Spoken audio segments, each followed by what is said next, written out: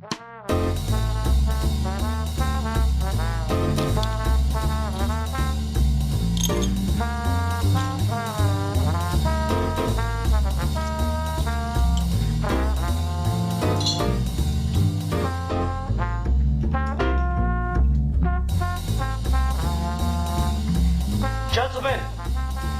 the time has come once again to discuss things.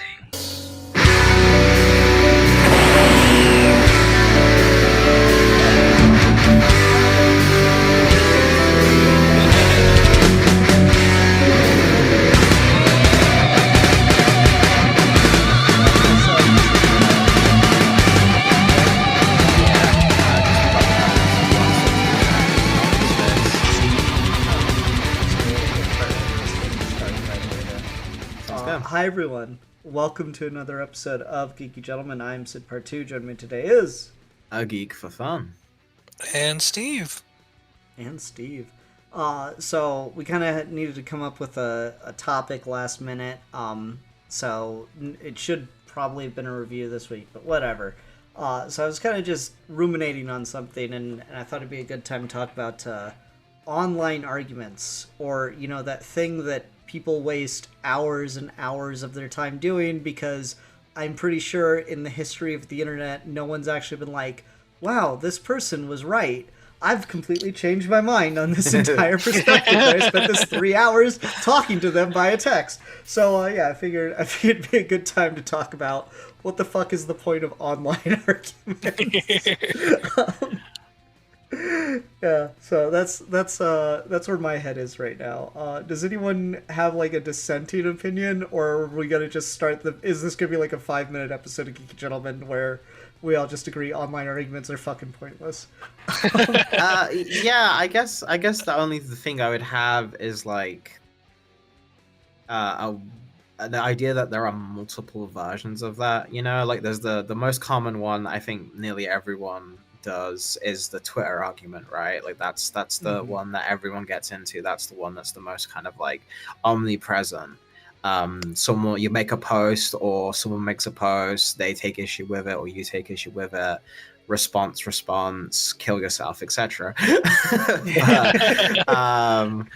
The other forms of that can be a little bit more interesting, and I guess that depends on like what the internet has transformed to and how people involve it, because the version of it that I actually do think, especially if you're not involved in it, if you just go back and look at them, I quite like comic Vine and like thread arguments people make, where they have to like take weeks at a time to gather images and make like debunk threads and stuff. That seems to have nearly died out, but I quite enjoy those as a resource. You can get some really good information out of that.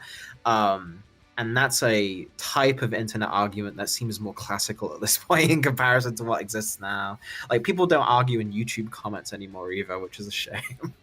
I don't know if that's true. I still see arguments pop off in the YouTube comments, but they don't go on for days like they used to. Yeah. So, yeah. I don't know. It's interesting. Steve, what do you think of online arguments? Yeah, I mean, I don't like them. I hate them. I spent a good part of my youth on a YouTube channel where all I was doing was engaging in online arguments, and I kind of hate all of it. A couple weeks ago, I made a post reflecting on the 10-year anniversary of Zack Snyder's Batman vs. Superman. And, you know, I tried to be nuanced, and I looked at the movie as an adult, and I had my own quibbles with it still and all that. And immediately after I posted it, guess what? I had to lock my account because of the fucking Snyder people. So, oh my god. Just immediately. That post? I was getting messages about it. Yeah, I was getting messages about it. I was getting Patreons, like, just immediately. So it's one of those things. Hold on. I need to understand. Did someone subscribe to your Patreon and pay you money just to yell at you? Well, the Batman vs. Superman one was free, which was my mistake. Oh, that's your fault. You fucked that up, man. Yeah, I fucked that one up. So I mean, I posted that. They probably would have paid as the crazy thing. You're not wrong. But yeah, no, I did that, and I was immediately getting shit for it, and I just had to, I thought it was really ironic because the last paragraph or two of the review was like how Snyder people kind of destroyed your ability to talk about movies, and guess what? They destroyed your ability to talk about that movie. So I think the biggest sort of thing comes down to me of like online arguments are really troubling for how much credit we give people and how much time we allow ourselves to be caught up in them, because on the internet people can just say shit. Like, none of it has to be true. No one's ever an expert in anything. If someone is an expert, they're not believed to be one. And everything that you see posted, it's all just hearsay, right? Like, there's very little like actual verifiable stuff on there, and people talk like they've got a lot of authority even when they don't, and they refuse to educate themselves because why would they? So like I think that there's probably like there was a version of the internet back in the day where people thought like you could cultivate people's expertise and have like the whole of human knowledge on a website. But I mean, if the last 15 years or so have proved anything, it's that is not what happens, that people will just say shit, and then the information we do have accessible to us is going to get corrupted because people are just saying shit all the time. Yeah, and now, but luckily we've trained these giant AI models off of all of this information, and they're never wrong. They don't like replicate it by just making shit up. Luckily, they are an arbiter of truth now, and that's why people go to I asked ChatGPT or at Grok or Claude or whatever, and they said this, and none of it's ever incorrect or coming from any kind of biased perspective either. So, luckily we solved that problem. Yeah, of course. Yeah, I don't know. It's such an interesting thing because like there is room for it to have been good. I don't know if there ever really was a time where it was good, because like when I was getting into online discussions and stuff, like I quickly realized how little people like actually understood what they were talking about, because one of my first like big forays into the online argument space was in like the atheist YouTuber sphere. Because I got into that like for a little bit, but like even right away, not even just getting to like the arguments in the comment sections and stuff, just even right away, like the actual videos people were posting, I was like, nah, but you're wrong about it, or like you don't really understand the implications that what you're getting into. And I gotta say, I'm real glad that I never got like super into that sphere, because that's like the fucking pipeline to get to the like super alt-right people now, which is pretty fascinating because somehow they're also super Christian. I don't get it. But anyway, I just remember like going to the Richard Dawkins YouTube page back when like people actually like they got rid of it and then they brought it back kind of with the posts tab on YouTube channels now. But it used to just be the you could just comment directly on the channel page. And I just remember like his YouTube channel page, you could just sit there and refresh it for hours, and people were just treated it like it was an instant message board, but just in YouTube comments. So you'd have to like refresh the page, and like, someone will have written out like a 3-4 paragraph fucking reply, and there's already like, 10 other replies up above it to the previous one. God damn. Fucking mess. Because they didn't have threads at that point. It was always just the newest one right on top of the other. Oh man, it was just such a fucking mess of a time. But no, I remember like seeing the people just getting into that. Like I remember, I think it was a channel called like the Atheist Experience was doing like, replies to comment questions about like arguments for God, and they talked about the ontological argument of Descartes, of I think therefore I am, something must have created me to think therefore God, is the really fucking basic version of that. And they're just like, I remember the people in the video just go like, oh, well, I'm brown with purple polka dots because I said so. So there you go. That's the weight of that argument. I'm like, no, that's not the weight of that argument. You can't compare those two things. You don't know what you're talking about. And it's just like really impressive. And now there is. It's not that there aren't experts that will talk about this stuff, but no one cares about the experts unless they agree with them. So it doesn't really fucking matter. And it's just such a mess. I don't know, like, why anyone thought this was going to be a good idea. Yeah, I mean, a lot of the arguments that I see like crop up now, it really seems like there's either some kind of genuine misunderstanding or miscommunication, but everyone's immediate reaction to it is like the least charitable version of what that person could mean, and then they just start going off on tangents about things that are not even contained within like the original post to start arguing about, and it becomes fruitless really really quick. And you could have maybe one person or two people here and there that are trying to have like genuine conversations, but then the other problem is like if enough people are replying and it gets aggregated really well, then the bots start replying, and the bots aren't saying anything at all of substance, and so it just starts feeding the flame war. And it's almost like you can't help it at a certain point. Like it's almost like it's not your fault after a while for how online arguments go sour, because all of the mechanisms and structures of how social media is designed is incentivized to make the argument as fruitless as possible, or else there would be nothing to post. I mean, Twitter a couple years ago now started suppressing posts that have hyperlinks on them because they don't want people to navigate off of Twitter. But the consequence of that is Twitter is amplifying posts of misinformation, so you can't get the good information or resources to the good information because it's suppressing the resources that people are linking you to in the first place. And so those arguments started going on and on and on in circles, but there's no system or way to get someone out of that loop unless they just unplug or get rid of the social media website in the first place. And even within those arguments with real people, you've got like these hierarchies that develop of like, oh, this person's got a check mark, so their posts come up first, or you can quote tweet them, so your post appears above theirs, so it's like you're literally dunking on them.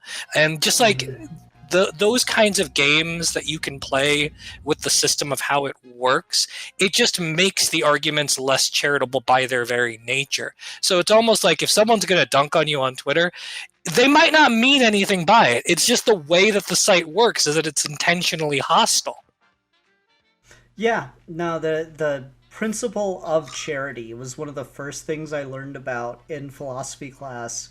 In like interpreting and trying to like actually understand someone's argument instead of just trying to like break it down and break it apart, is, you know, don't argue against the worst part of what they're saying or interpret it in the worst possible way. You know, learn what logical fallacies are so you don't fall into them. And it seems like people just never ever learn that or have no desire to learn that, because they don't care to actually understand what the other person is talking about. It's just team sports. And that's fine. One thing that I've noticed is I think the purpose of online arguments has become less about like the intention of an argument, which is to convince your opposing side of your case or be convinced out of your case by the opposing side. It's that's like not even entertained anymore. Because I don't think anyone on the internet has ever just said, you know what, I was wrong. But I think the purpose has become more to like, if online arguments do anything, I think it is just draw people further into whatever camp the algorithm has put them in. Yes, 100%. Like if you were leaning one way on an issue, then you'll start to see people arguing about that issue, and it will just be like the thing that's even more further fringe or further like deeper, harder core on the issue than where you necessarily started. And that can be both good and bad in certain ways. It's kind of funny how the the algorithms of all these different websites, because you're right, it is meant to just kind of keep you trapped there. They tend to pit like the furthest extremes against each other. Like somehow these people find each other. They manage to break out of their algorithmic sphere just to find like the person who is, you know, as quintessentially opposed to them as possible. And then they start arguing. So you really get like just the ultimate, there's no point to this except that if you're on one side or the other, suddenly you know what the furthest possible extreme is arguing for. And there might be some use in that depending on the situation. You get to like just see the, you know, the mask off, the bare-faced, bare-assed version of what these people actually want. But I don't know how like ultimately useful that is, since most people, you know, do this weird thing where they touch grass. Alpha, you've been quiet. What's your thoughts on the polarization and the algorithm and all that shit? Well, I feel like everything you guys are saying is right.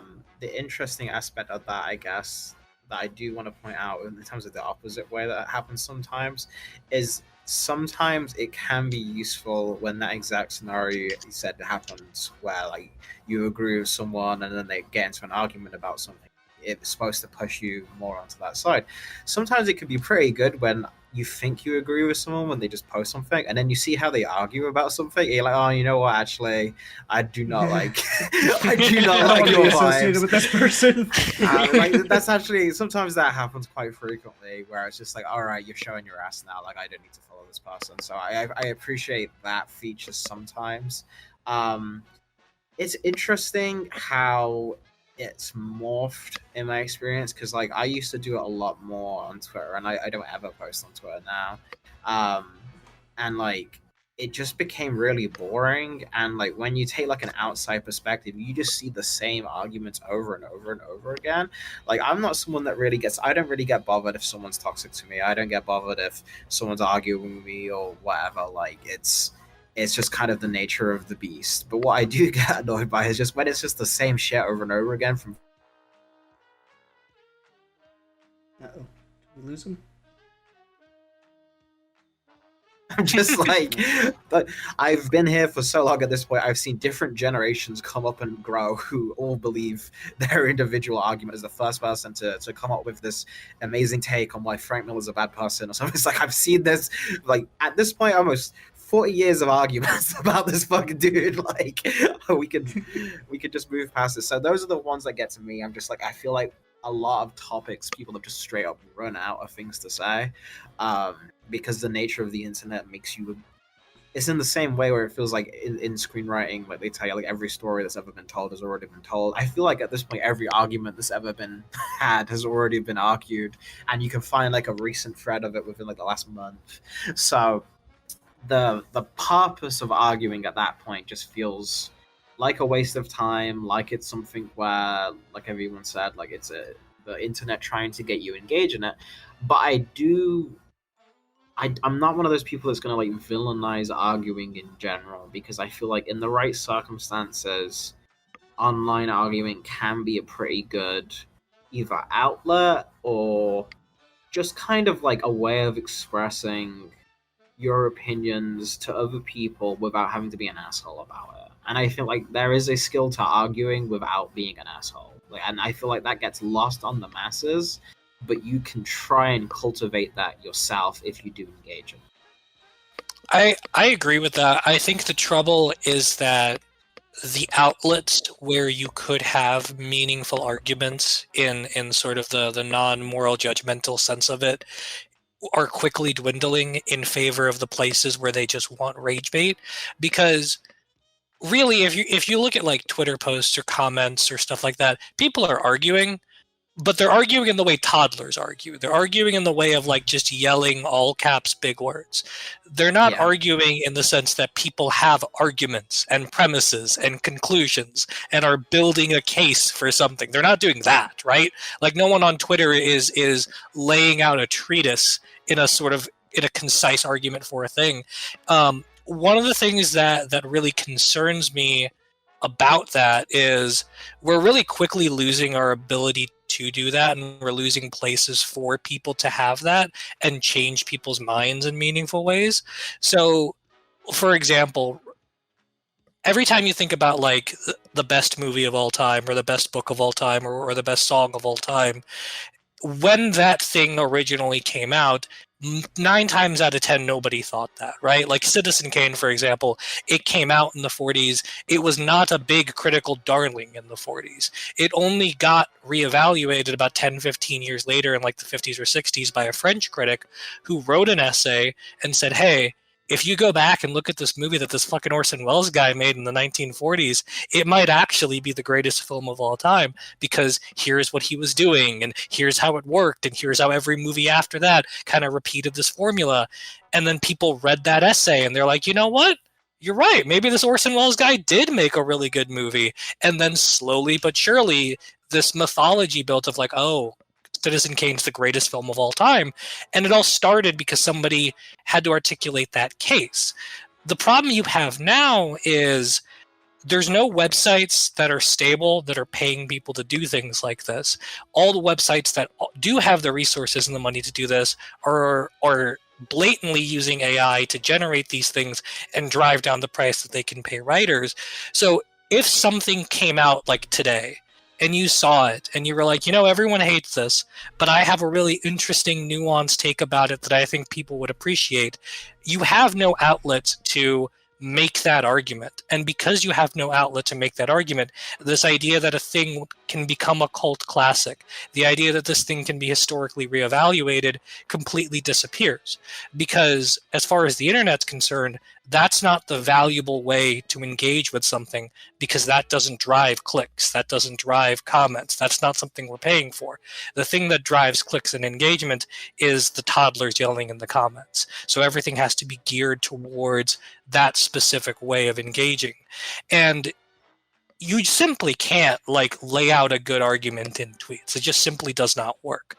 Being on Twitter and making threads all day long is only ever going to get you so far, because the constraints of putting something in a tweet, the way people can quote tweet and dunk on things, the way comment replies work, the way certain things get suppressed, the way you can't link outside, it's just not conducive to making something of some kind of authoritative value. And it discourages your ability to write something complex, because the longer and more complicated your sentence is, the more character space you're just going to simply run out of. And even if it's valuable to make your ideas more concise, we're doing that too much as it is. Everyone's ideas are already too concise. Nobody is bothering to tease out the full extent of their ideas, because we have been trained for 20 years to make everything as concise and as soundbitey as possible. Mm-hmm. Yeah, no, I love it. I wanna pull up a tweet now. God damn it. We just had this conversation. I gotta find it now. This is a couple weeks ago that I sent it to you, and you were like, wait, what? And no, but it's a good one. So now I gotta go back through our thing and find it, because you made me think about it, and it's so fucking funny. I'll never find it in like a short amount of time. I just know it. Oh, come on. Help me out again, here. Proving that it has no archive. Yep. Yeah, no, like, literally. Thank God I sent it on Discord, because I would never be able to find it otherwise. There's just no fucking way. What was it about? Do you remember? It was someone... hold on, let me just see if I can find it. I didn't talk about Mao very often. There we go. Okay, here we go. It was a screenshot someone did, but they posted it on Twitter, so it counts. Where do correct ideas come from Mao? Where do correct ideas come from? Do they drop from the skies? No. They are innate in the mind? No. They come from Twitter, and from it alone. They come from 3 kinds of post: the quote, tweet, dunk, the long thread, and the blog link. It is man's timeline that determines his thinking. It's beautiful. He's spitting. He was ahead of his time. He was so ahead of his time, people just didn't understand. I think that the one value that online argumentation does have within that like snippy, soundbitey thing is it does leave room for people to just be uproariously funny. Yeah, Again, sure. it is 100%. It is part and parcel of the same problem of like, you know, leaning into the algorithm because dunking on someone or making someone look stupid by just making what their whole thought out argument into a fucking joke is horrendous. It reeks of Beethoven sitting there creating the most beautiful melody, or not Beethoven, of Mozart sitting there creating the most beautiful melody of all time and then going to the music. Like it's obnoxious, but goddamn when it's funny I don't care. And I think there's like that's the other side of like what makes it legitimately addictive. You cannot help but like just enjoy it, and I think like everyone, if they're just being 100% real with themselves, it doesn't have to be just Twitter. It can be YouTube comments. It can be like YouTube videos where people are like going back and forth with each other. It can be on Discord things. There is like that sick part of everyone that like rubbernecks at accidents, that just can't help but sit there and fucking watch the discussion unfold and just can't wait for someone to dunk on the other. It's particularly impressive when you can find yourself in the middle of one where you don't have a side, like you just for some reason the algorithm chose you today for this thing to pop up on your feed, and you actually don't have a dog in the race, so you can just like watch the format dispassionately. There's something fascinating about that.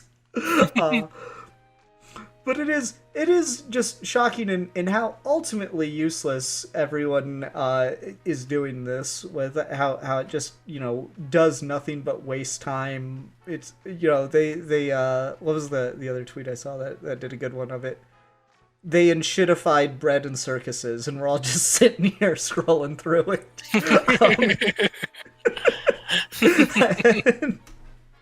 I mean, again, sometimes uproariously funny. It just works. Sometimes it cuts through. It gets to that feeling of I'm never deleting this app. Yeah. That's the thing for me, especially in terms of the humor aspect. The one that takes the cake out of all of that. Sometimes the political Twitter stuff gets pretty funny, but the number one funniest argument dunk place on the world is NBA Twitter. That is truly, truly, you have savants of pure comedy on that website. Like I've seen the amount of creative ass insults, connections to different philosophers and political movements in relation to what Steph Curry's ankle was up to that morning. Like, it's insane. It's beautiful. It never gets old, and that's definitely of all the toxic Twitter arguments and the different sub communities on that. I absolutely think that's the funniest one, and that's the one that understands your point of it the most, Ian. Of you see a lot of other places, like I feel like film NBA Twitter and comic book NBA Twitter get really in their feelings about stuff to where it's hard to kind of have a good joke without feeling just like, oh, you guys really, this is your whole life, huh? Whereas the NBA guys are like working 9 to 5 and then come on and be like, hey, LeBron's hairline's looking a little weird today. It's like, all right, that's just funny. Just and then there's 50 LeBron accounts that are like, no, it's not. This is why his hairline's amazing. It's just it's fucking awesome. It's kind of amazing how the sports people have become the normal ones in society. I know, right? Absolutely. How the most it's put together rational guys in comparison. Well, it's so funny to think about because what is there really to argue about with sports? It's literally your team is your team and that's it, right? No one's ever going to give you any fucking ground unless the player that they were talking all this good stuff about suddenly comes to your team. There's it's literally team sports. You can never expect someone to give ground because that's their team. They're gonna rep them no matter what. Has anyone walked out of a fucking like basketball game and gone, nah, they let me down too hard. I'm never coming back again. I see that almost weekly. Then yet somehow they come back. They come back. let me rephrase. I'm never coming back again, and then they actually don't. That's harder. To their credit, I think part of the reason that the sports people are the normal ones is that their industry makes enough money to be kind of insulated from the inshitification of the rest of the internet. Because if you think about like the way people consume sports, right? You've got the actual sporting event, and people who watch sports are more respectful of watching the sport than people in movie theaters are with movies, right? Like if I go to a theater, people will be on their phones. If I'm watching the game with somebody, we are locked in. 3 hours straight, we are locked in. And then outside of the game, they're not reading tweets all the time. They're watching like First Take or First Things First. They're watching like a podcaster with a video show talking about the news of the day and having arguments, or they're watching sports debate shows where people are going back and forth with stats and numbers and history. And when they're not doing that, they're reading long form articles on The Athletic or ESPN or something where someone deep dives with an athlete or does something about the way the front office is conducting salary negotiations or something. Sports people like have a media industry that is both still literate, allowed to be literate, and expected to be literate in a way that other places just don't have the capacity for anymore.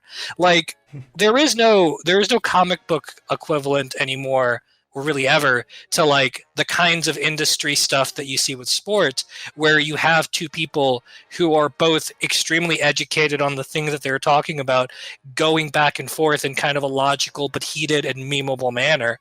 And so it kind of lends them to be a little bit more rational. Like I've had a better time arguing about like the fucking Chiefs than I've ever had a good time arguing about Batman. Yeah.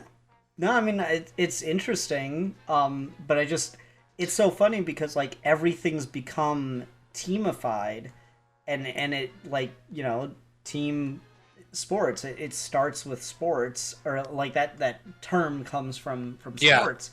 Yeah. So, like, why the fuck did we decide to base the rest of our society off of this one thing? Well, like, what the fuck happened? I think the other thing is that the sports people know it and the other people don't. So, like, if you're a sports person and your team is a New York-based team and you like them, and someone asks you, why do you like them? Like, someone would ask me, why the fuck do you like the goddamn Jets? Well, it's because I grew up in New Jersey, and so I had a lot of Jets stuff as a kid, so I like the Jets. But there's no rationalization, right? Like, I understand fully and intellectually that this is just a tribalist mentality. If I talk to a Bears fan, they're going to be the same way of like, yeah, I grew up in the Chicago area, or I've got friends who are from Illinois, and so we just like the Bears. What can you do? Like, everyone is accepting of the fact that they are being tribalistic, and so no one ever takes it personally when you say that, like, when you start dunking on their team, because they're going to be dunking on their team the most, and no one takes it personally because at the end of the day they understand that the love that they have for this thing is not rational. It's just a thing that they do for fun, and sometimes they take the fun super seriously, but it's not a rational thing, and that's front of center. You ask a comic book fan to understand that two different writers can have a different perspective on a story, and it's like you've lit their house on fire. Like, no, 100%. It's ridiculous because comic book fans, and really pop culture fans in general, they refuse to accept the idea that another human being could have a subjective experience related to the thing they like and come away with a different notion of what that thing is. Well, that's because you can't, Steve. Batman's real. And the books really happened, and why doesn't Tom King just like read his history and realize about like how he's contradicting the true history of Batman? What he's doing is he's just lying. Yeah, he's just refusing to accept the reality of what actually happened to Batman in the real world. I've been to Gotham, Steve. See, now I know you're full of shit. You could have never come to Gotham and been alive. That's a harmful stereotype. I only got mugged twice, okay? Exactly. He was only there for 20 minutes. Yeah. I got in there, I came right across the state border, or the city border, and city limits, there we go, that's what I wanted, and they mugged me, and then I was like, alright, well, that was a bad experience, I'm gonna start leaving, and before I could leave, they mugged me again, and then I finally got across the city line, and it was fine. Oh. Once you cross like the 1 centimeter it takes to get from the city limits of Gotham City to Metropolis, Superman just shows up and gives you a bouquet and kisses you on the head and gives you a band-aid and everything's fine. And that would rock. But then you step the 1 centimeter over to Gotham and Batman breaks your legs. Oh god, yeah. You know what? You're so right.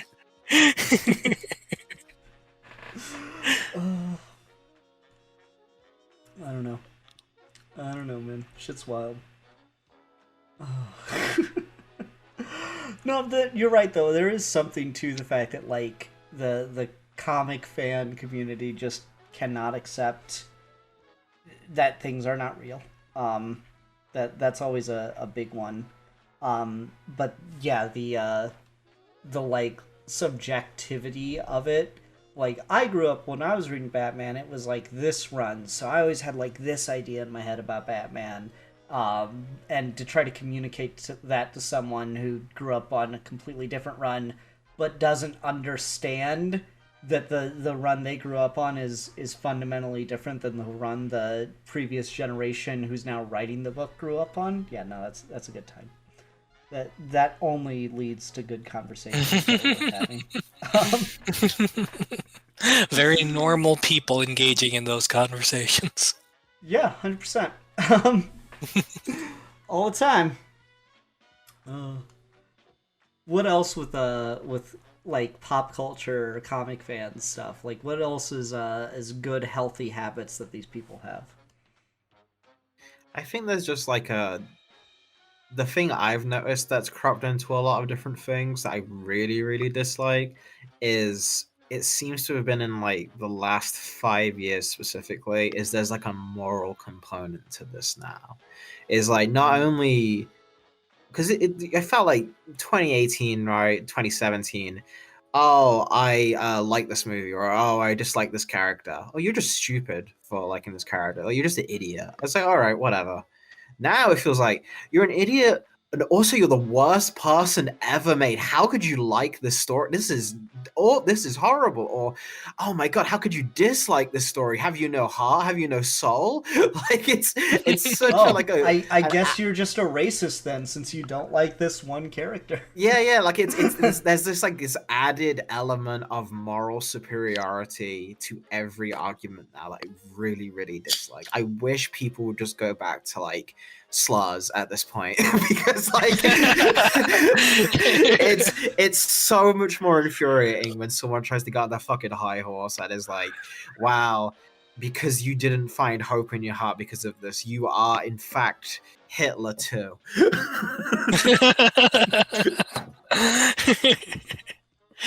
You know, and I think a lot of that does come down to this notion that people just don't understand how to express their thoughts in a complex way anymore. Of like, if you watch or read something and it makes you feel kind of uncomfortable in an intentional way, then that gut reaction is to moralize about it instead of having the skills or the toolbox to be like, let's unpack this emotion and figure out whether there's something interesting or rewarding in kind of sitting in this. And so instead of doing that, everything just becomes like gut reaction of like, oh, that was misogynistic, or oh no, you must like pedophiles or something. And like there's no room in people's vocabulary to take things that feel negative or things that feel overly positive and try and tease out what about them is affecting you and why, and whether it was on purpose or whether you could learn something from it. I mean, I think it all just kind of comes down to that basic thing at the end of the day, right? Like, people don't change their minds on the internet because no one's willing to learn anything, you know? Like, sometimes someone tells you a book's good and you read it and you don't think it's good because you don't get it. But you know what? Maybe you don't think it's good because you're just not educated on why it would be good in the first place. Maybe you need to go read a book about why it was good, or watch a documentary and get some perspective, or like read an article where someone explains to you what's going on here and why it's interesting and worthwhile. But no, we can't do that. We just have to have the gut reaction of like, I don't get it. Everyone's in love with this. They just must be idiots. Mm-hmm. No, but I mean, that's true, though. Like, if I like something and people don't, then they're wrong. And if I don't like something and people do, then they're idiots. Like, I mean, you know, it must be something right here.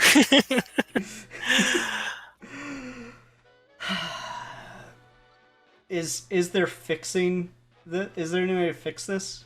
Is there something that can be done? I think just a general increase in empathy would go a long way. I think just a general increase into like, I don't know this person's story, this one's like, or just like, not everything needs to be a fucking statement piece. Like, there's so many things where I'm just like, look, I really don't like this, or this person's praising this thing that I don't like. I'm just gonna fucking let them do it. You know, it doesn't have to be this fucking, I need to disprove why you dislike. If someone asks me about it, I will be like, all right, here's why I dislike this, and this.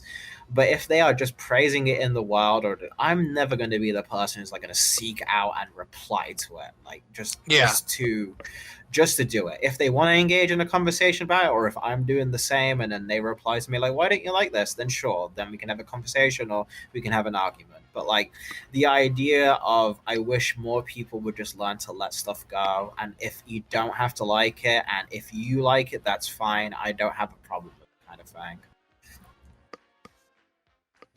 Yeah.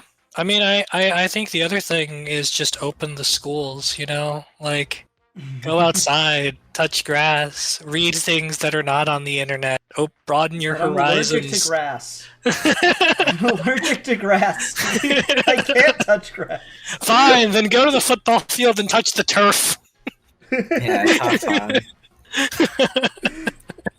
fun. You know, just like, call me a slur. You know what? I could see how you got that idea. Yeah, I mean, I think a lot of it just sort of comes down to there are a lot of people out there that just don't know better, that they were raised in the hell of social media for their entire lives. I mean, I think all of us are kind of lucky in that we didn't have smartphones when we were born, you know? It took us a long time of formative years before things like that became readily available. And so we have a different experience of reality where, like, you know, we had to go outside and hang out and play with cardboard boxes and make friends and, you know, that kind of thing. And then when the internet comes along and it changes your whole way of engaging with people, some people just don't know any other way to do things. And because they don't know any other way to do things, they let the algorithm dictate the terms of what a social engagement should be without having any sort of counterbalance of like, well, if you don't let the algorithm choose your lunch for you and you go to the cafeteria and you look at the options and you come to a decision, your brain's going to behave in a different way and maybe you'll be happier for it. And so, you know, I think a lot of it just comes down to like, one, understanding that some people are just terminally online and you don't want to engage with them. But two, like, if you find yourself feeling real strongly about something like that and it's ruined your day and you're typing out all these responses, maybe just for a minute pause and ask yourself, could I be using this time to like learn something or do something else or have a fulfilling moment in my life that does not come down to anonymous strangers on the internet? Yeah, I guess I go back to what I talked about earlier, just the principle of generosity. Like, don't argue against someone and like intentionally try to find the weakest point in their argument. Um, just be charitable. Try to argue against what the best thing they have to say is, or what like they're try to get at what they're actually trying to get at. Don't try to like look for the first chance to gotcha or misinterpret them, so to speak. Because I feel like that's where a lot of this comes down to is, the waffles tweet, generational tweet, Yeah. of like intentionally going out of your way to misread something, or just getting like so caught up in your own interpretation of something, and to the point where you're not even like engaging with what the person was actually trying to talk about or trying to say. That causes no end of issues, and we sit here and wonder why we're stupid. So that's like the biggest thing for me that I think people need to work on. Like and when I say people, I mean myself too. Like I feel bad when I do Geeky Gentlemen, because we always talk about stuff as if we're removed from it, and I always kind of have to remind myself, I'm not.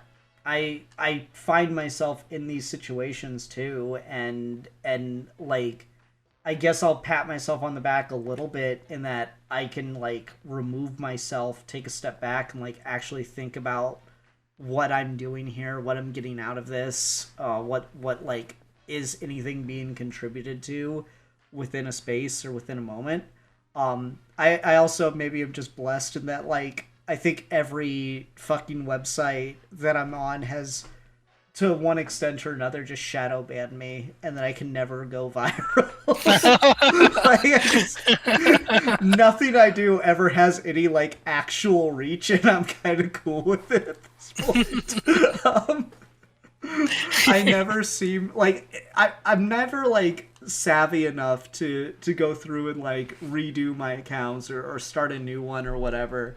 So I think like all my accounts have probably just been like shadow banned, and I'm just cool with it. Like, people are like, oh well, I say unalived so I don't get shadow banned, and I'm like, kill, murder, death. But Anyone who says unalive in a serious context, I just do not want to be friends with. Like, no thank you. Yeah.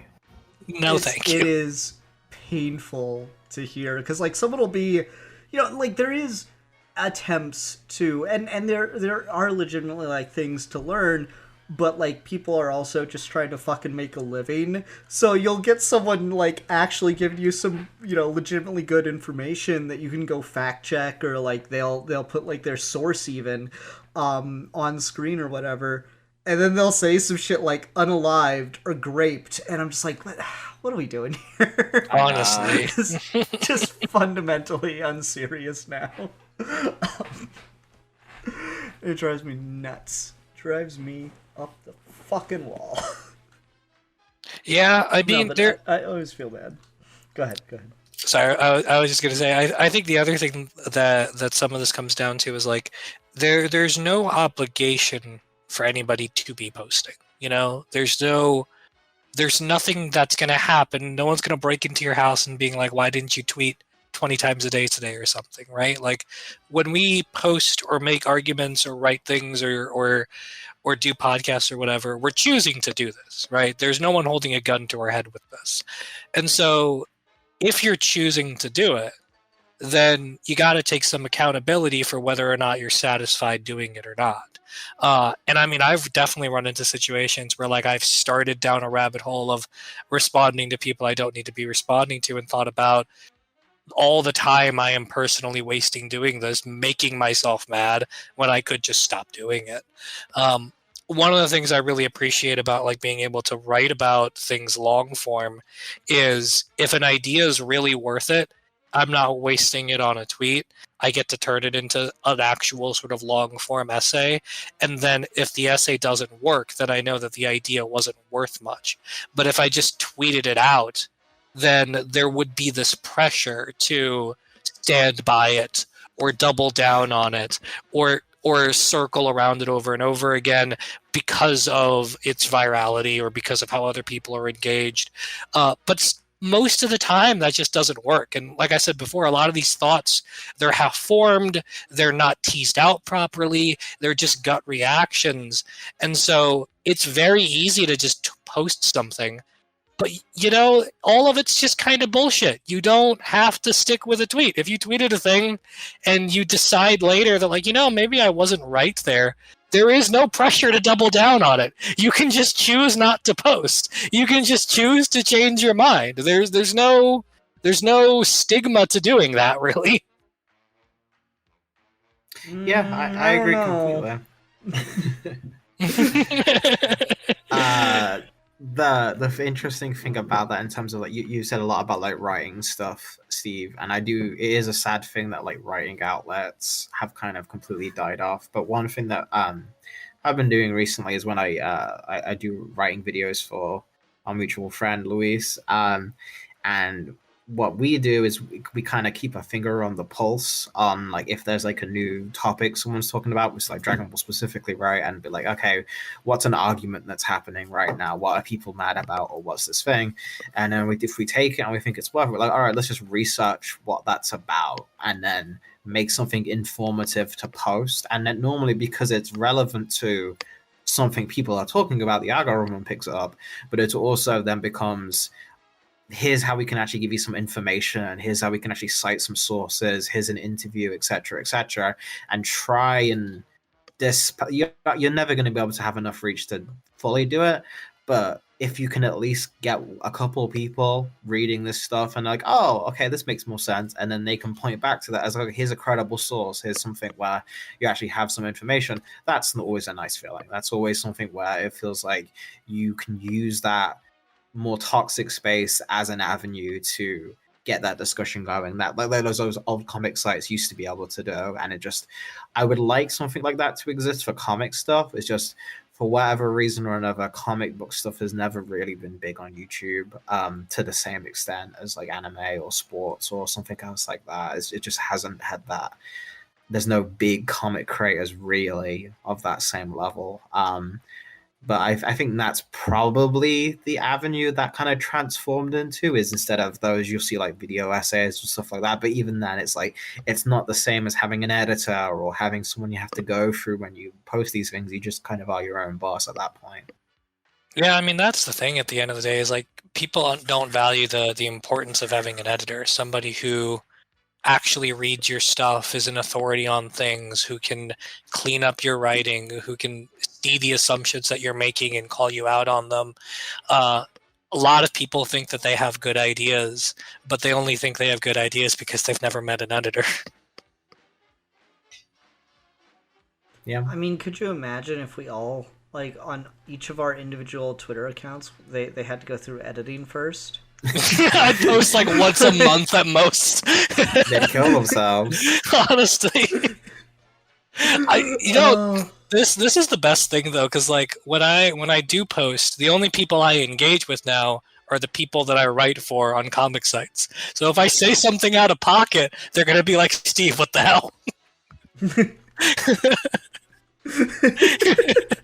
And then if I say something interesting, I'm kind of locked in because they're like, hey, that was a good tweet. You want to turn it into an article? And I'm 4 pages in. I'm like, I have no ideas. No, don't make me work. Fuck. Exactly. I just wanted to shitpost. Now it's work. Fuck. Exactly. I was just, I posted a random curious thought about like, it's interesting that Doug Monk had a run on Batman that ends on Red Rain and what that says about DC history. And now suddenly I'm locked into writing about Batman Red Rain. I'm sorry. It's a good book. I'm not mad about it. I like that book. I mean, like the fun thoughts getting turned into work. I mean, yeah. That's rough, buddy. Oh, well, we've kind of we've touched it a little bit here and there, but I think the one area we haven't talked about much is politics, which admittedly is the thing that got me here. the thought that that really stirred this is the latest trend on communist tanky Twitter. Is instead of wasting time trying to argue with someone who posts, you know, like the same fucking anti-communist arguments that everyone's seen their entire lives, uh people have just been tweeting fucking like montages of the one dude from Rocky 4. The Yeah. Drago, let's go. Yeah, Drago. Yeah. People just posted like fucking edits of like his training montages and stuff, and then they'll just like directly just quote whatever the person said, and then it's just the edit, and that's the whole fucking tweet. And I've just been like flooded with that, and I'm like, Yeah. you know, legitimately, this might just be the most genius like argumentative tool ever. Of like, I'm not gonna waste my time. I'm just gonna go. You know what? That actually sounds dope. Drago. That's hilarious. No, it's like it's such an effective tool. But like that was kind of the thing that put the idea in my head. I'm like, no, because you're never like people have been. Alfie made the point of like, oh, I've seen so many arguments about Frank Miller Batman. People have been arguing about like Stalin and Mao and Trotsky and Lenin and all this stuff for fucking like almost 100 years at this point. And it's the same arguments. And it just, you know, like it's just a waste of time. It seems like it's more there to be like, that's the psyop, is to just get people to argue about like, is this the right method, or to get like caught up in these merry-go-rounds of arguing about different like historical projects or whatever. You know, this was wrong, or this is like, you know, by saying you agree with this moment, you're now associated with this person who's worse than Hitler. And, you know, it's silly and it's pointless and it's just like a waste of time. So the notion of, and I'm just gonna beat you by posting a fucking edit from a movie that is very, very obviously not pro-communist. It's just really fucking funny. How it is. Yeah, like it's that same fucking thing that happened like the American History X. Is like, yes, it's very anti-communist, but in doing so, they created the coolest looking fucking thing of all time.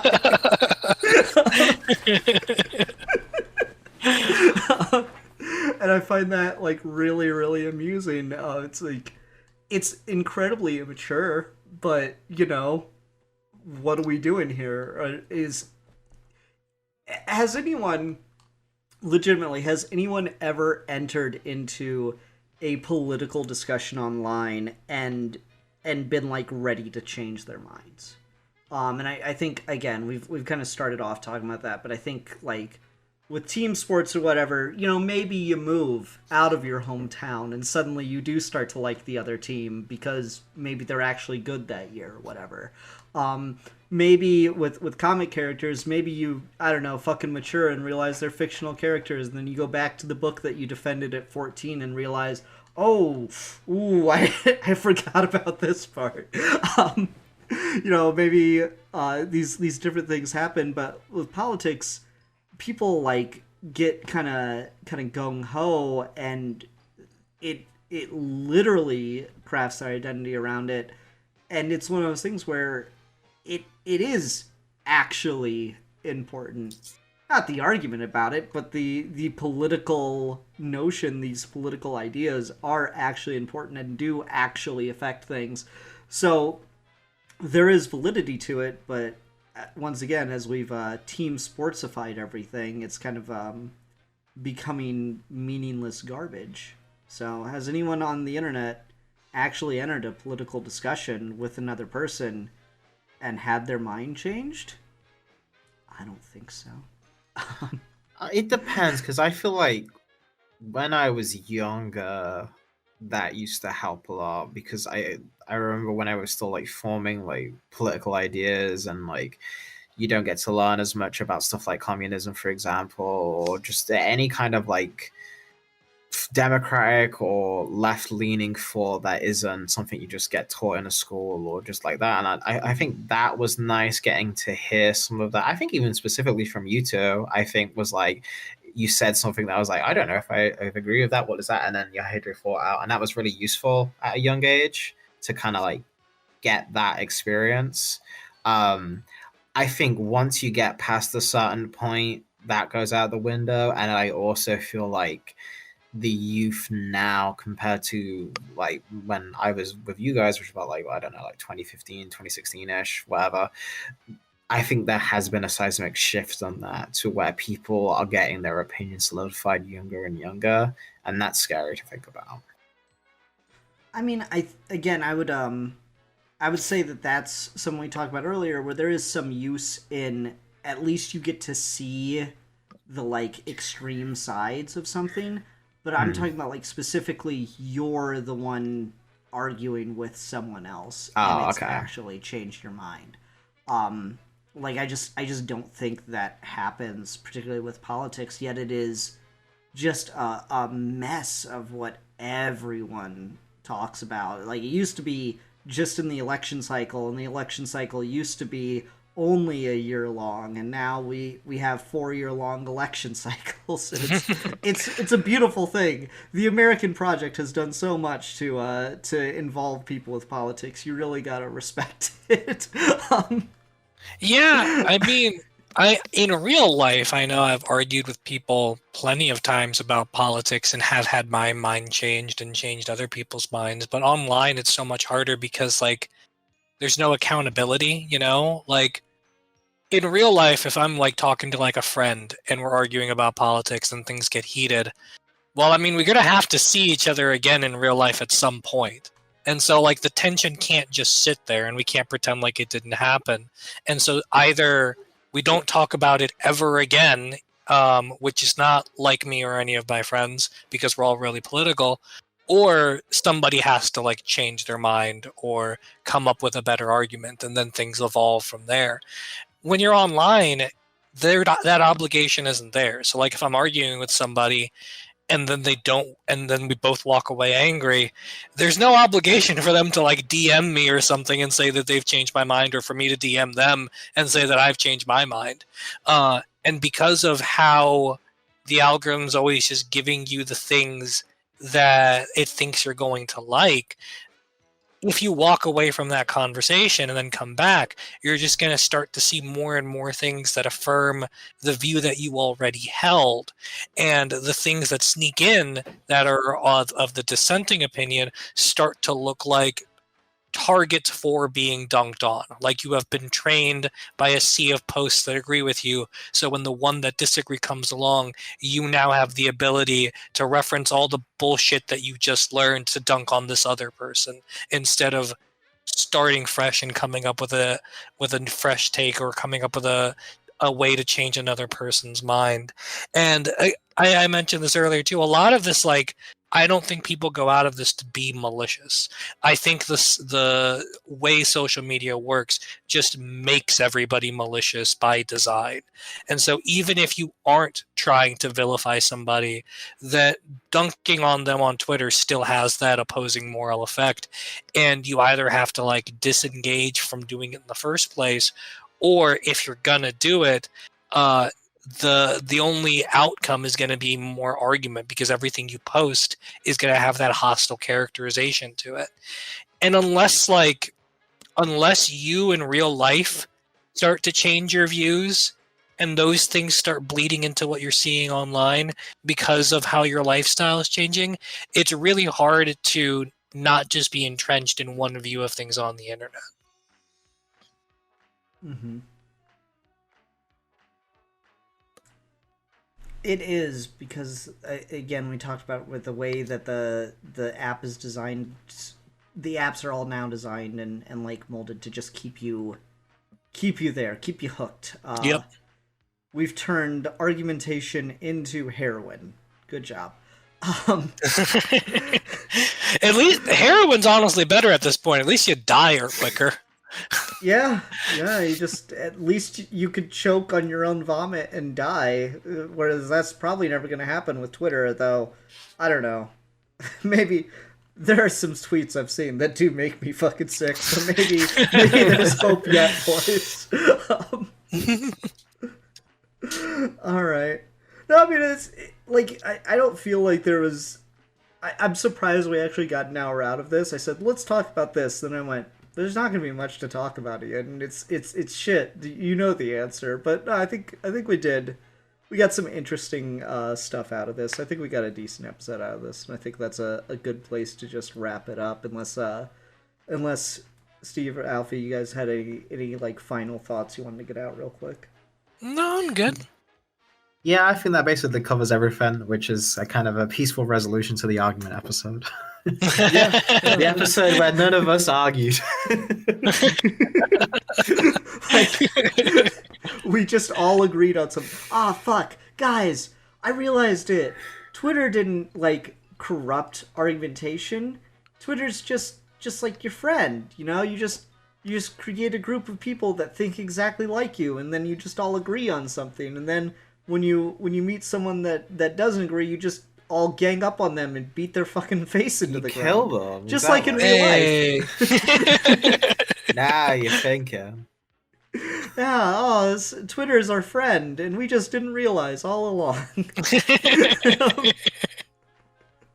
Alright. Well, I think that'll do it. Everyone, thanks so much for watching. Until next time, I'm the Philosopher. And I am the champion of the oppressed. And I am the Luddite. And we are your geeky gentlemen, and we will be discussing things.